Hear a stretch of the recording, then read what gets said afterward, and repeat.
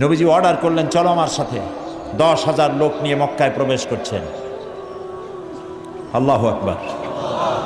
নবীজি বললেন, আমার সাহাবীরা আমার বিনা অনুমতিতে কোনো ফলদার গাছ কাটবে না, আমার বিনা অনুমতিতে কোনো বৃদ্ধ, কোনো নারী, কোনো অসুস্থ, কোনো শিশুর গায়ে হাত দিবে না।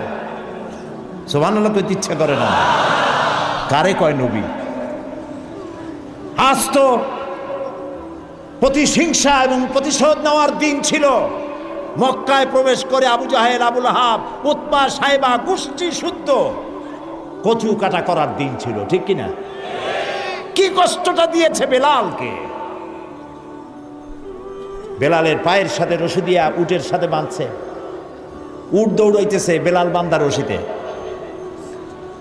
মরুভূমির ভিতর থেকে ছুটছে, বেলালের পিঠের চামড়া, মাথার চামড়া ছিঁড়ে যাচ্ছে, গোশত বেরিয়ে যাচ্ছে, রক্তাক্ত হয়ে যাচ্ছে। উট হাঁপায় গেছে, আর দৌড়াতে পারে না।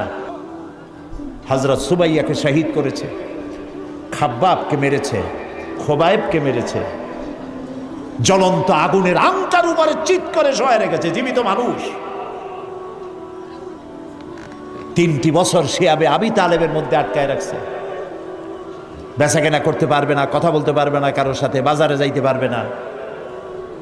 3 বছর সাহাবায়ে কেরাম নিজেদের কাছে যা ছিল খাইছে, উট ছাগলের গোশত খাইছে, শুকনা চামড়া ভিজায় খাইছে। যখন আর কিছু নাই, বাবলা গাছের কাঁটা যুক্ত পাতাগুলি চাবাইয়া খাইতে গিয়া ঠোঁটের মধ্যে, জিহ্বার মধ্যে কাঁটা ফুটেছে। বাচ্চাগুলি মায়ের বুকের উপরে হুমড়ি খেয়ে পড়েছে দুধ খাওয়ার জন্য, সেখানে এক ফোঁটা দুধ নাই।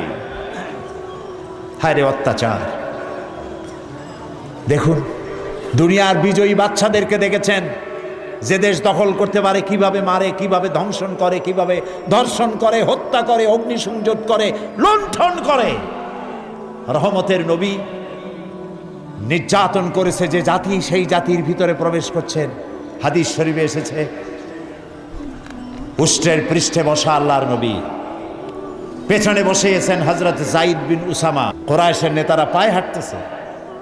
রাসূলুল্লাহ, হাদিস শরীফে এসেছে, উট যখন মক্কায় প্রবেশ করতে